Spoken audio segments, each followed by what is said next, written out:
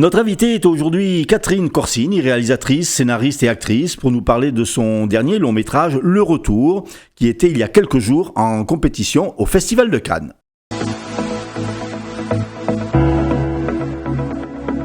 L'invité de la semaine au micro de Philippe Jam. Retrouvez cette émission en vidéo et en podcast sur le site de Radio Corsica International. Bonjour, notre invitée aujourd'hui est Catherine Corsini, réalisatrice, scénariste et actrice, pour nous parler de son dernier long métrage, Le Retour, qui était il y a quelques jours en compétition à Cannes. Catherine, bonjour. Bonjour. Alors, avant de parler de ce film qui sortira le 12 juillet, un mot tout d'abord sur ce qui vous a plongé dans ce monde du cinéma très tôt, je crois.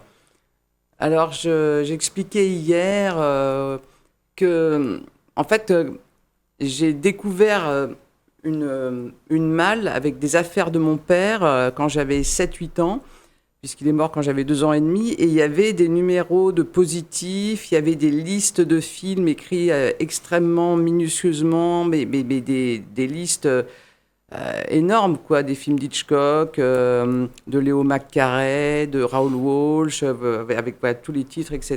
Il y avait beaucoup de choses sur le cinéma et le théâtre, et quelques disques, et peut-être que en m'inspirant, en regardant comme une enfant toutes ces choses qui me ramenaient vers qui était mon père, etc., j'ai eu cette envie déjà, je me fabriquais des films, et j'ai eu cette envie peut-être de poursuivre ce qu'il aurait voulu faire, c'est-à-dire être un artiste et être ou un auteur ou un réalisateur. Donc voilà, je pense que l'envie, elle est née sûrement de transfigurer quelque chose, dans tous les cas de faire la transmission, de faire le lien entre ce que m'avait légué mon père, bien qu'à cet âge-là, je ne pense pas qu'il pensait léguer quelque chose, mais dans tous les cas de ce que moi j'ai eu comme legs, au fait d'avoir envie de faire des films. Alors, du coup, vous êtes monté à Paris, vous avez fait notamment le conservatoire, c'est ça ? Alors j'ai toujours été, comme on appelle ça, un peu une rebelle, c'est-à-dire que je suis rentrée par la petite porte du conservatoire. En fait, ils avaient choisi 11 élèves, j'étais la 12e, et je suis rentrée d'office en me disant que sur les 11, il y en a bien une qui partirait. Effectivement, il y en a une qui est partie et j'ai pris sa place. Donc je suis rentrée un peu d'une manière un peu, comment dire, un peu cow-boy, quoi, quand même. Mais je suis rentrée au conservatoire et j'ai fait travailler avec Pierre Debauche, avec Michel Bouquet et avec Antoine Vitesse. Alors ensuite, vous avez fait vos premiers pas d'actrice ? Ouais, disons que je n'avais pas, comme aujourd'hui, on travaille beaucoup sur les représentations par des femmes, et que j'avais sûrement un côté un peu pas assez doux, pas assez comme une jeune première. Les gens ne savaient jamais où me caser. Si j'étais... à mon époque, il y avait beaucoup les emplois. Il y avait la soubrette, la jeune première, etc., etc. Donc on me disait toujours, ah bah toi tu travailleras quand tu auras 40 ans, parce que, etc. Donc quand on en a 20, on n'a pas envie d'attendre 40.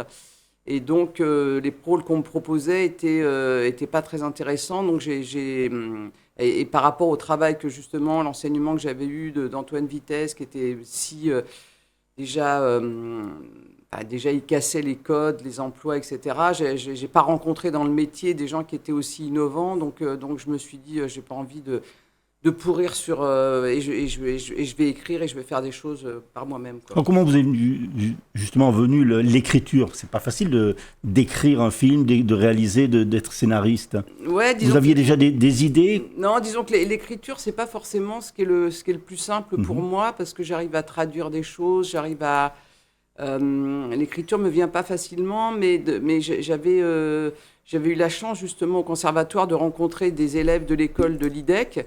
Et on avait travaillé comme ça ensemble sur quelques films. J'avais mis en scène pour un court-métrage du théâtre d'ombre, etc. Puis comme j'étais beaucoup sur leur plateau, je voyais un peu où ils étaient bons et où je trouvais que, par exemple, ils ne savaient pas du tout parler aux acteurs, qu'il y avait quelque chose qui leur manquait ils regardaient un peu les acteurs comme un pied de projecteur qu'on déplace. Ils avaient souvent, pas tous, hein, mais il y avait des gens qui étaient un peu... Et donc, moi, je me suis dit, moi, je pense que je sais parler aux acteurs, et j'ai commencé un court-métrage plutôt comme ça, en me disant, de toute façon, la technique, et ça, j'avais regardé un bouquin où Chabrol disait la technique, ça s'apprend en 5 minutes, c'est comme un appareil photo, c'est-à-dire vous voulez un plan serré, un plan large, que le fond soit flou ou soit net, vous voulez un mouvement de panneau ou un travelling, enfin, etc.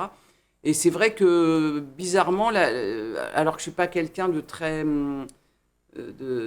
manuel ou de très technique, etc., j'ai l'impression que c'est arrivé très, très facilement, très naturellement, et j'adore travailler sur l'image, j'adore discuter des focales avec ma chef-op, j'adore discuter aussi de la lumière, etc. Donc ça, c'est arrivé finalement assez simplement. Voilà, et donc et puis, disons que je suis tombée amoureuse d'une fille à mes tout débuts, et que comme c'était une période où on n'osait pas trop, moi je n'osais pas trop le dire, j'ai écrit un court-métrage pour qu'elle soit à mes côtés, puisqu'elle faisait le cadre. Donc comme ça, j'étais au moins 8 jours à côté d'elle. C'est comme ça que c'est arrivé.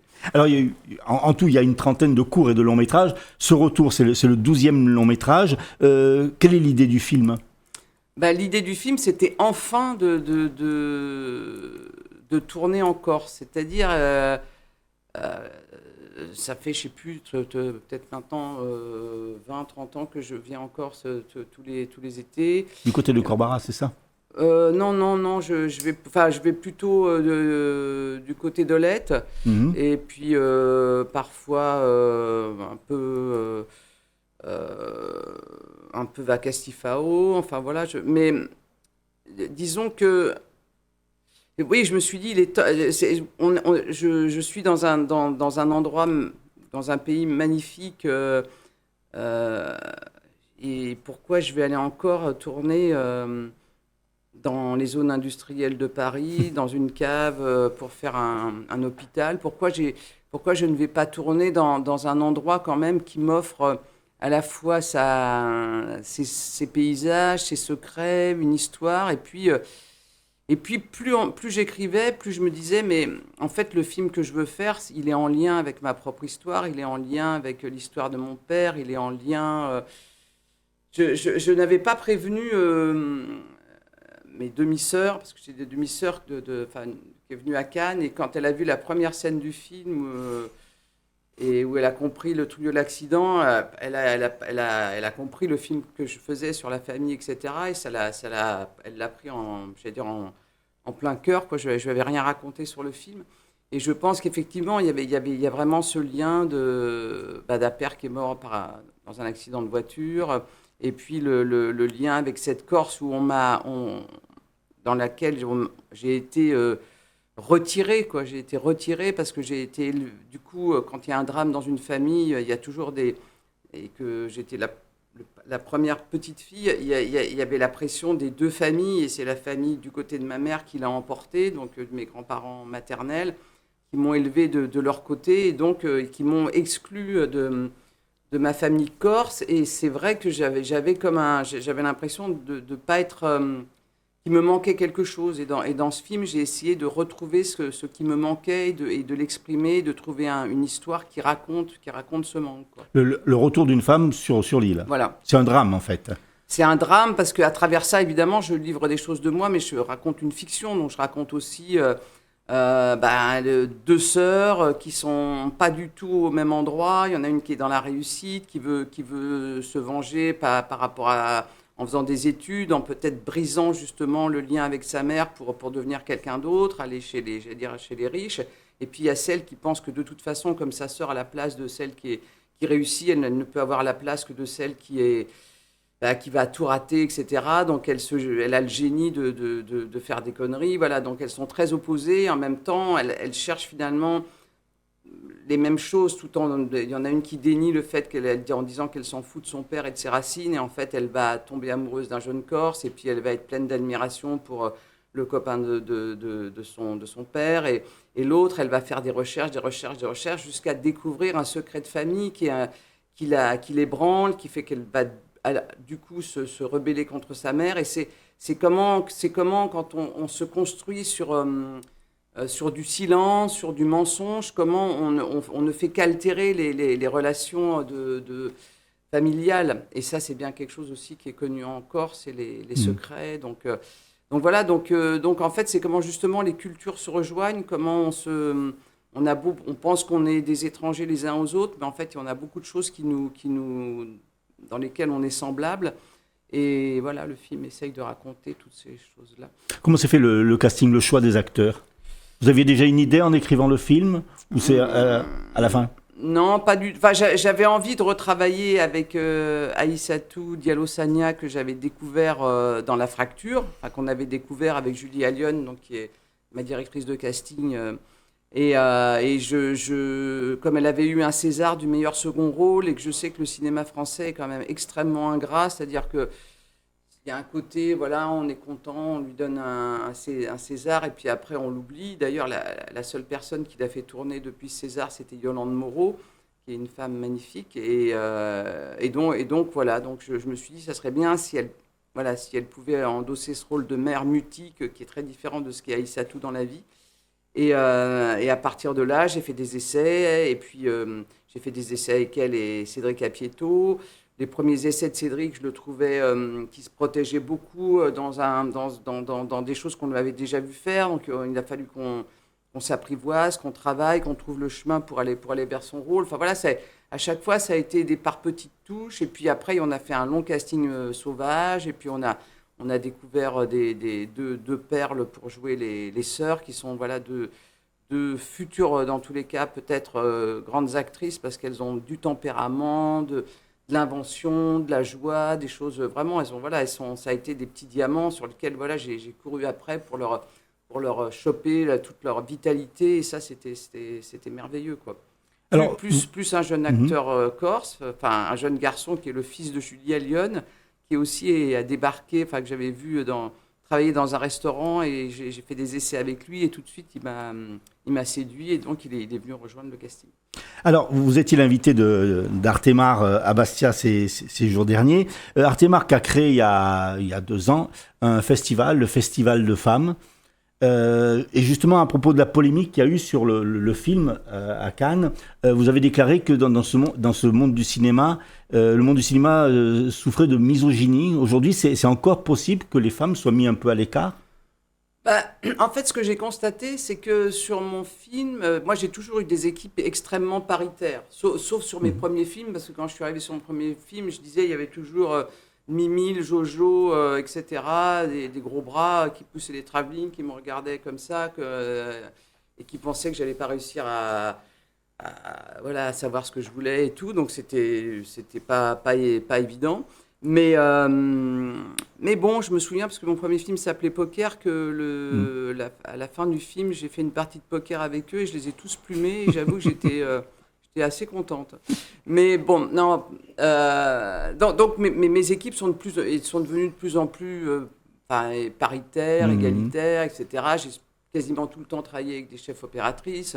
Jeanne Lapori, ça fait le 5e film qu'on fait ensemble. Et sur ce film-là, spécialement, on avait plus de 65% de femmes, dont toutes étaient chefs de poste, sauf à un poste, voilà. Donc j'ai eu le sentiment qu'il y avait parfois une mauvaise réception du fait qu'on décidait, on prenait les décisions, et que bizarrement, il y a des gens qui étaient soit pas trop à l'aise avec ça, soit voilà, je pense que ça reste. On aime bien nous faire sentir ce dont on est capable, ce dont on n'est pas capable. Alors je dis pas que c'est quelque chose d'aussi. Évidemment, les choses ont beaucoup bougé, mais je pense que quand tout d'un coup on se retrouve dans une espèce d'entreprise où on a toujours l'habitude quand même d'être à 50-50, comme on dit, ou voilà, et que tout d'un coup, on inverse, ce que moi j'ai connu souvent, c'est-à-dire qu'on inverse la proportion, parce que souvent, je vois encore sur les tournages, le barbu, le machin, les mecs, voilà, des fois, il y a encore beaucoup de tournages qui sont beaucoup plus masculins.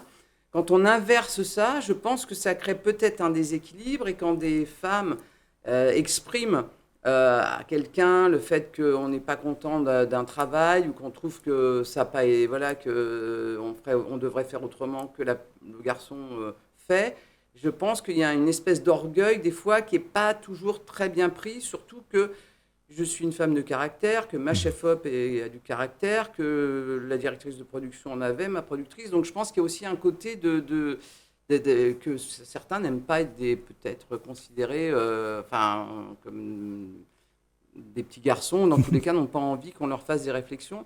Je pense que ça y contribue. Après,